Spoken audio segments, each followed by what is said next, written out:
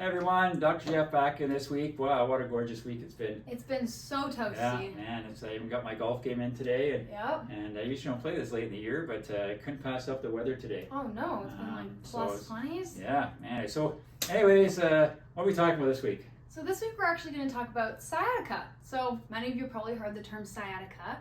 In fact, sciatica can be categorized into kind of two different things. The first one being sciatic pain, and the second one being a nerve root pain. So Jeff, what's the difference? Your sciatic nerve is actually made of 5 nerve roots. It's a very big nerve. It comes out of the 4th, 5th lumbar and your 1st, 2nd, and 3rd sacral vertebrae. It's probably about the size of your finger. So it kind of forms kind of down in your butt area, runs down through your butt, goes just underneath the piriformis muscle, which is kind of where your pocket is in your shorts, and it runs down the back of your leg, and that forms 2 nerves that go in your calf. So sciatic pain is generally when this nerve is being pinched. You have to differentiate that from a nerve root pain, which is actually a nerve itself. One of these nerves that comes out of your spine, so L4, L5, S1, one of those nerves itself is being pinched, which is a much more specific type of pain. So what do you feel? Yeah, so for sciatic pain, you actually are going to have a pain in your butt, and you're going to have kind of the typical tingling and pins and needles down your leg, but it's going to be more generalized. So it's not going to be in a specific area. Whereas nerve roots, you can actually track them down, and you're going to have specific spots that are going to be numb or have that tingling sensation. You're going to have specific areas of your foot that are going to be weaker, and you're also going to have specific reflexes that are affected based on which nerve root is affected. So what can cause something like sciatica? Again, we're talking sciatica or we're talking nerve root pain. There's 2 different things here. If you're dealing with sciatica, quite often that can come from a dysfunctional sacroiliac joint. That piriformis muscle can get very tight, and it causes a pinching of that sciatic nerve as it goes through. You also find a lot of people that play certain sports, especially racket sports, that piriformis muscle can get very tight. Again, it can pinch off that sciatic nerve. You also find that standing in one spot too long and sitting too long can certainly cause sciatic pain to develop. Talking nerve root pain, now we're talking specifically of that joint. In your back, you've got your disc and you've got your facet joint. The facet joint is really the joint that's in the back here. It's really tiny. They're kind of like little ankle joints.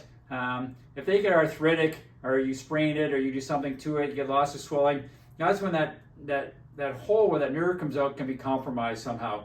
The other thing that happens is you can get a disc bulge. So what happens is the disc can kind of leak out the side, and when it does that, it bulges out to the side, and it can, depending on where it goes, it can actually pinch that nerve coming out there and cause a pinched nerve root. So to diagnose the difference, what we would do in clinic is for a specific root, let's say we're testing if it's an L4 root, we would test a specific sensation. So you're going to touch both sides of your leg and compare it to the other leg, and if you only have loss of feeling, say at the front here, then that would be an L4.